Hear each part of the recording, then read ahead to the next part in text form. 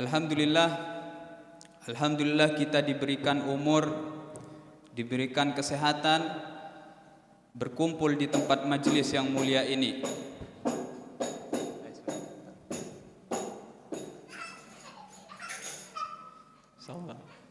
Sallu ala Nabi Muhammad. Allahumma salli wa sallam. Alhamdulillah kita diberikan kesempatan hadir di majelis yang mulia ini, yang mana momen-momen seperti ini sangat besar nikmatnya untuk kita, yang mana nikmat tersebut perlu kita syukuri. Sebagaimana para ulama mengatakan, ketika seseorang mendapatkan nikmat, maka hendaknya mengucapkan alhamdulillah. Qayyidu ni'amakum bil hamd. Ikatkanlah kenikmatan yang diberikan oleh Allah Subhanahu wa taala dengan bersyukur. Alhamdulillah. Ya, ada intermezzo ya. Ada intermezzo. Masyaallah. Alhamdulillah. Alhamdulillah kita diberikan sehat, umur panjang, hadir di tempat mulia ini. Sebagaimana yang diriwayatkan di dalam hadis Rasulullah sallallahu alaihi wasallam ya, yang mana artinya barang siapa yang hadir di majelis-majelis seperti ini, hafaz malaikat berbondong-bondong ke tempat majelis seperti ini. Ya, alhamdulillah kesempatan kita untuk memunajatkan doa-doa kita, karena termasuk majelis seperti ini istijabud da'wat, termasuk mustajab doa. Kita minta doa banyak-banyak ya. Sebagaimana para anbiya terdahulu itu ketika bermunajat, beliau bermunajat kepada Allah Subhanahu wa taala, beliau mengatakan, para anbiya terdahulu, dullani ala alamatik fi man tuhib hatta uhibbah. Ya Rabb, berikanlah petunjuk kepadaku tanda orang yang engkau cintai sehingga aku mencintainya. Wa fi man la tuhib hatta la uhibbah, dan berikanlah kepadaku tanda orang yang engkau tidak cintai sehingga aku jauhi, aku tidak mencintainya. Akhirnya Allah menurunkan wahyu lewat perantara malaikat mengatakan, idza ra'aital 'abd yukthiru min dzikri, ketahuilah jika engkau melihat hambaku yukthiru min dzikri, dia selalu berzikir kepadaku, selalu mengingat namaku, fa'lam anni adzintu, ketahuilah aku mengizinkan lisannya bergerak berzikir menyebut. Aku yang mengizinkan lisannya, aku yang mengizinkan dia berzikir, aku yang mengizinkan dia menyebut namaku. Wa anni uhibbuh, dan ketahuilah aku mencintai dia. Wa idza ra'aital 'abd la yukthiru min dzikri fa'lam anni lam adillahu wa anni la uhibbuh.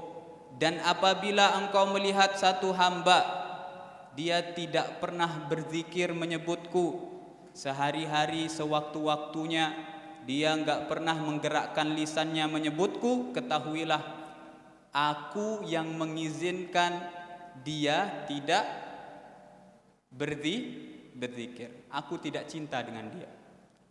Ketahuilah aku tidak cinta dengan dia. Alhamdulillah kita diundang oleh Allah Subhanahu wa taala, ditarik di majelis barokah ini, yang mana di dalam majelis seperti ini kita berzikir menyebut nama Allah. Kita berzikir menyebut, bersolawat kepada Nabi Muhammad sallallahu alaihi wasallam ya. Udah paket komplit ya. Pasti kita husnuzon, pasti dicintai oleh Allah. Paham ya? Ana inda dhanni 'abdi bi falyadunna ma sa'a. Kata Allah di dalam firman-Nya hadis qudsi, ana inda dhanni, aku tergantung prasangka hambaku kepadaku, maka berprasangkanlah sekehendakmu, ya. Kalau kita berprasangka baik kepada Allah, antum yakin Allah mencintai antum, dengan antum ditarik di majelis ini, insya Allah pasti mencintai antum, ya. Makanya husnudzon itu penting. Bahkan diriwayatkan dalam hadis yang Al-Fakir dengar langsung dari guru-guru Al-Fakir, silsilahnya, sanadnya nyambung kepada Rasulullah SAW, khoslatani laisa fauqahuma syai' minal khair, dua perkara yang mana dua perkara tersebut tidak ada yang mendandingi kebaikannya. Apa? Yang pertama, husnudzon billah, berprasangka baik kepada Allah, wa husnudzon bi ibadillah, dan berprasangka baik kepada hamba-hamba Allah. Paham ya? Berprasangka baik kepada Allah seperti apa? Ketika diberikan ujian harus apa? Husnudzon, udah. Husnudzon billah. Taslim itu apa? Pasrah dengan ketentuan Allah, ya. Kita diberikan rizki mampet, udah taslim apa? Berserah dengan ketentuan Allah. Bahkan ulama mengatakan manistaslam billah yurihul galab, orang kalau udah berpasrah kepada ketentuan Allah bisa menenangkan hati. Betapa banyak kita temukan orang-orang kadang, ya, memikirkan jangka panjang, ya.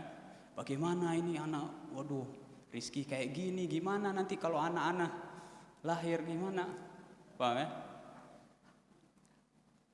Nah, ini apa namanya? Ini prasangka, ini adalah sesuatu yang belum terjadi, kita sudah sibuk dengan sesuatu yang belum terjadi. Sudah antum kerjakan apa yang ada pada waktu tersebut, ya. Sebagaimana di dalam hadis jika engkau masuk di waktu pagi, jangan menunggu sore hari. Udah beramal di waktu pagi, jangan berangan-angan di waktu sore. Nah itu, kalau udah taslim dengan ketentuan Allah, udah yurihul qalb, hati bakalan adem, hati bakalan terhindar dari resah, gelisah, sedih, sumpek, nggak ada itu. Karena dia meyakini segala sesuatu yang menggerakkan adalah Allah. Paham ya? Nah, maka ketika orang taslim, berserah diri dengan apa yang ditentukan oleh Allah, maka timbul di dalam hatinya sifat qanaah. Sifat qanaah. Apa sifat qanaah? Sifat yang pasrah dengan apa yang diberikan oleh Allah. Diberikan 100.000, alhamdulillah. Besoknya enggak diberikan 100.000, alhamdulillah. Yang memberikan hakikatnya Allah. Dia meyakini hal tersebut. Jadinya hatinya mantap, timbul qanaah, rela dengan pembagian Allah. Bahkan Al-Imam Syafi'i radhiyallahu an mengatakan di dalam syairnya, ra'aitul qanaah ra'sul ghina. Aku memandang sifat qanaah itu adalah puncak kekayaan. Ya. Kaya itu bukan dengan harta banyak, kaya itu bukan dengan mobil mewah, tapi kaya itu adalah dengan rasa qanaah, kata Imam Syafi'i. Imam Syafi'i melanjutkan, fasirtu bi adyaliha mutamassik. Aku pegang sifat qanaah tersebut pada diriku dengan pegangan yang kuat. Ya. Fasirtu goniyan bila dirham, maka aku menjadi kaya tanpa harta, tanpa uang. Aku menjadi kaya tanpa uang. Beda kalau kita, ya. Kalau megang duit banyak baru dikatakan kaya. Tapi kalau hakikatnya kalau antum sudah qanaah, itu adalah letak kekayaan antum. Paham ya? Lanjut, Imam Syafi'i mengatakan amurru alan nasi sibhal mulki. Kemudian aku berjalan di atas manusia umpama raja. Paham ya? Karena meyakini kaya padahal nggak punya duit, tapi berjalan di hadapan manusia seperti orang kaya, seperti raja.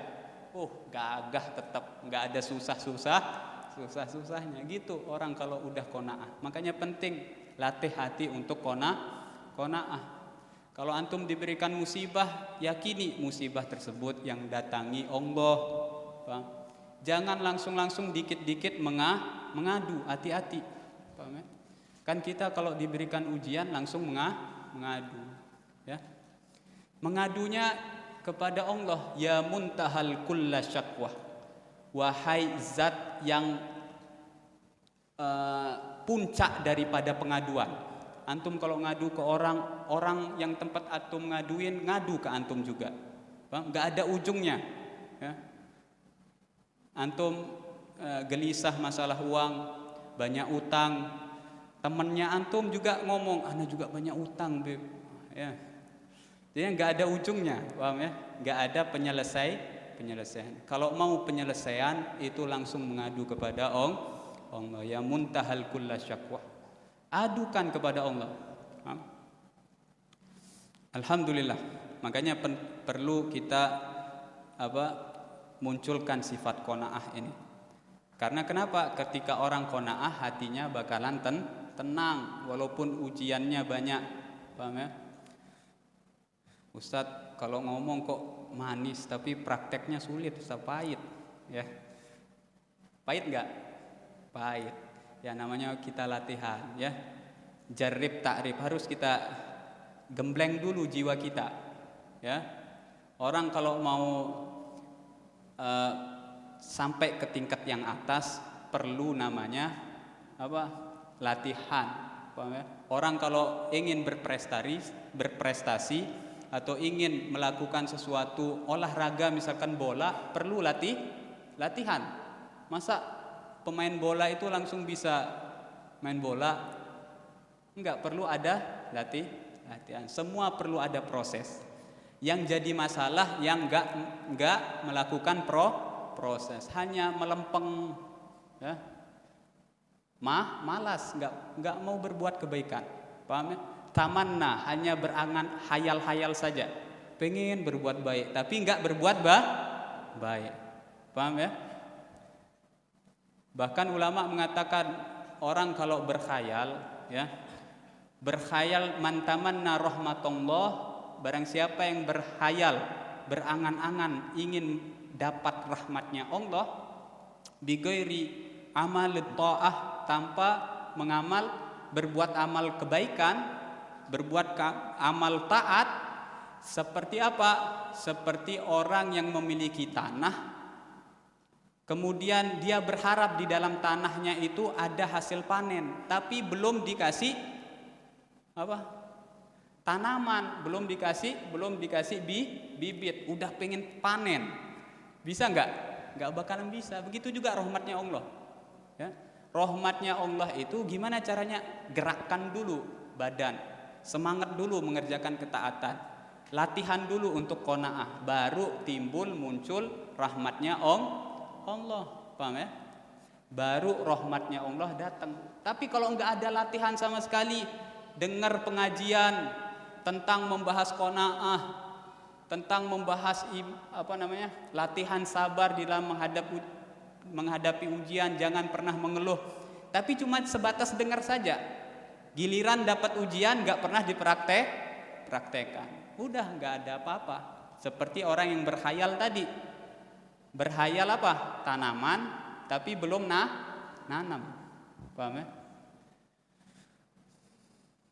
Bahkan Al-Imam Al-Ghazali di dalam kitab Mukasyafatul Qulub, beliau mengatakan manidda'a arba bighairi arba faqad kadzab. orang kalau mengaku 4 perkara tanpa mengerjakan 4 perkara, maka dihitung dusta. Siapa itu? Manidda'a hubballah walam ya manidda'a hubbal jannah walam ya'malit ta'ah faqad kadzab.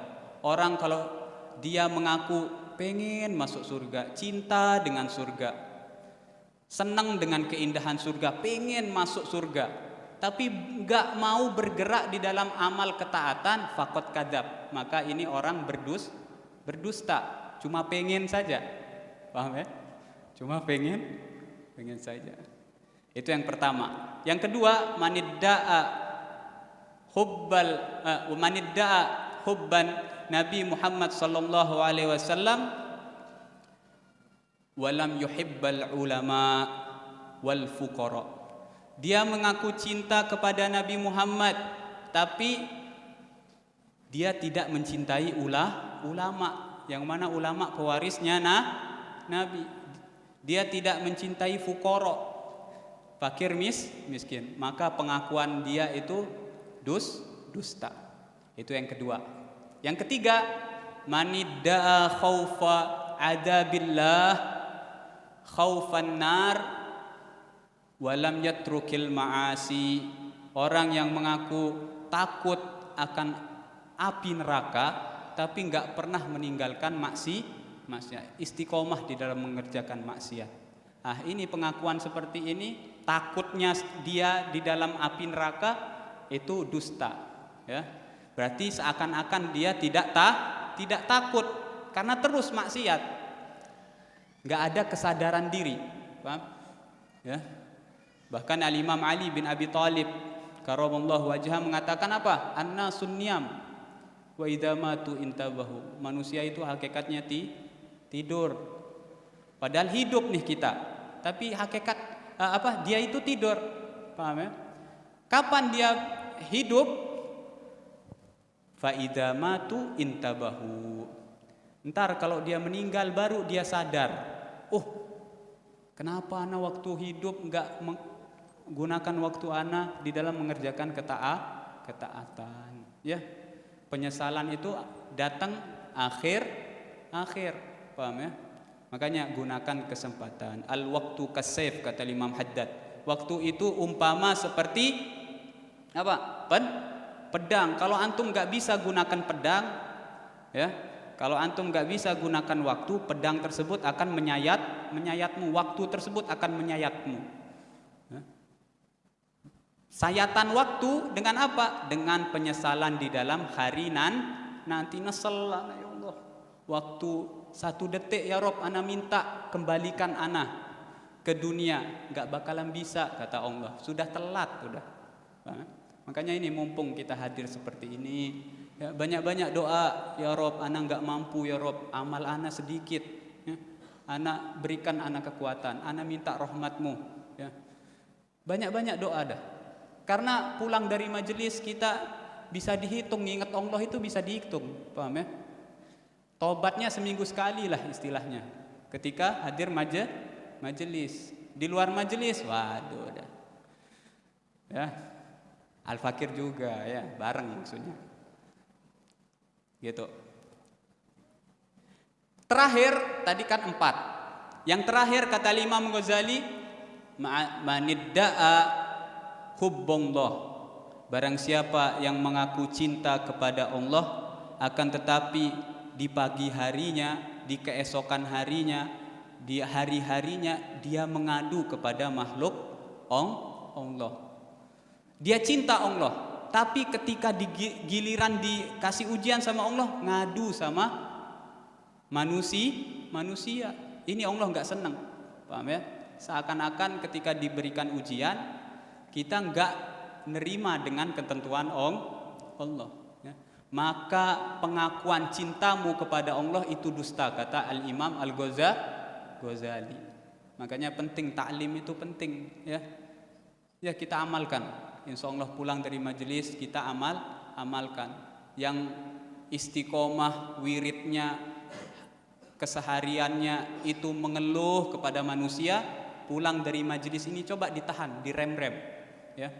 Udah ngeluh aja ke Allah, percuma ke manusia. Paham ya? Nah itu. Bahkan diriwayatkan di dalam kitab Munkasyafatul Qulub itu mengatakan Al-Imam Shibli namanya. Ada Imam Shibli. Imam Shibli itu ketika datang rombongan pecintanya datang mendekat, dilempar batu sama Imam Shibli. Akhirnya kabur itu semua orang-orang pecintanya kabur. Akhirnya Imam Shibli mengatakan, ente katanya cinta sama ana, giliran ana lempar sama batu ente lari. Begitu juga Allah, ya. Kalau antum cinta sama Allah, ketika diberikan ujian harus mantap, udah tenang, ya. Harus sabar, tenang. Terkadang kan kita kalau misalkan curhat sama orang, akhirnya ketika kita curhat paling mentok jawabannya apa? Teman kita, sabar, ya. Paham ya? Sabar. Kadang orang risih dengar sabar itu risih. Ana nggak mau, ente mending denger aja dah, jangan bilang sabar. Paham ya? Kadang gitu kan? Tapi hakikatnya harus sabar. Memang harus sabar. Harus sabar dengan ketentuan Allah. Alhamdulillah. Alhamdulillah, makanya kesempatan seperti ini kita gunakan semaksimal mungkin. Karena mustajabud doa. Majelis seperti ini mustajabud doa. Apa kaling pas mahlul qiyam itu. Kata Al-Habib Ali bin Muhammad Al-Habsyi dan seluruh para aulia yang mukasyifin, yang diberikan oleh Allah kasyaf, yang dibukakan ainul basirahnya, melihat bahwasanya ketika orang mahlul qiyam membaca simtud duror, ya, Rasulullah SAW hadir. Hadir. Makanya kata Ustadi itu ketika mahlul qiyam, udah doa apa saja panjatkan dah, ya. Doa, ya, khusyuk pas mahlul qiyam tuh. Seakan-akan kita di hadapan Rasul. Karena Rasulullah hadir. Timbul pertanyaan, bagaimana Rasulullah hadir? Padahal sekelas Jakarta saja setiap hari ada maulid. Jakarta setiap hari insya Allah ada maulid. Iya kan? Masya Allah. Indonesia ini termasuk biladun, termasuk negara yang barokah. Sebagaimana kisahnya Said Muhammad Al-Maliki ketika didatangi oleh Rasulullah SAW bahwasanya ahlul Indonesia, orang Indonesia itu dicintai oleh Rasul. Kenapa? Karena setiap harinya pasti ada majelis maulid. Coba antum ke Jepang sana nggak ada, ya, buru-buru ada, ya. Nah di sini ini tiap hari majelis maulid. Setiap hari nama Nabi Muhammad dilantun. Allahumma salli ala Sayyidina Muhammad wa ala ali Sayyidina Muhammad. Nah, tadi sampai mana? Nah, oleh karena itu, ya, bahkan Al-Imam Busiri mengatakan di dalam qasidah burdahnya mengatakan hasya wa kalla an yuhrimal raji makarimahu. Mustahil Rasulullah ketika ada umatnya minta pertolongan, ya, Rasulullah terus tolak, mustahil, ya. Au yarji al jaru minhu ghairu muhtarami, ataupun orang yang meminta perlindungan kepada Rasulullah kemudian Rasulullah tolak, akhirnya orang tersebut pulang dengan rasa yang kurang dihormati. Rasulullah enggak punya sifat seperti itu. Karena Rasulullah insanul kamil, manusia yang sempurna. Ahsanun nasi khuluqan wa khalqan. Rasulullah tersebut paling baik daripada fisiknya dan paling baik daripada perangai. Sempurna Rasulullah. Jangan antum beranggap antum bertawassul kepada Rasul terus antum ditolak sama Rasul, jangan. Paham ya? Karena Rasul itu sakhawatun nufus, dermawan Rasulullah itu. Wali saja umatnya Nabi Muhammad itu syarat jadi wali harus sakhawatun nufus, harus dermawan. Ini wali. Bagaimana kemudian dengan pimpinannya para wali, yakni Sayyidul Wujud Muhammad sallallahu alaihi wasallam. Antum bayangin dah tuh, coba antum renungkan. Makanya ayo kita minta doa, apalagi pas Mahlul Qiyam, jangan sampai bercanda, jangan sampai sibuk dengan hal apapun. Udah fokus sama Rasulullah dah. Ya, berapa detik itu, berapa menit paling, ya. Berapa menit? Mungkin 5 menit mungkin Mahlul Qiyam. Antum fokus minta ya Rasulullah, ana ini ada, antum adukan saja, ya. Mungkin ini saja yang bisa Al-Fakir sampaikan, karena kalau banyak ngomong takut banyak salah. Paham ya? Mungkin ini saja yang bisa Al-Fakir sampaikan, kurang lebihnya mohon maaf. Billahi taufik wal hidayah. Wassalamualaikum warahmatullahi wabarakatuh.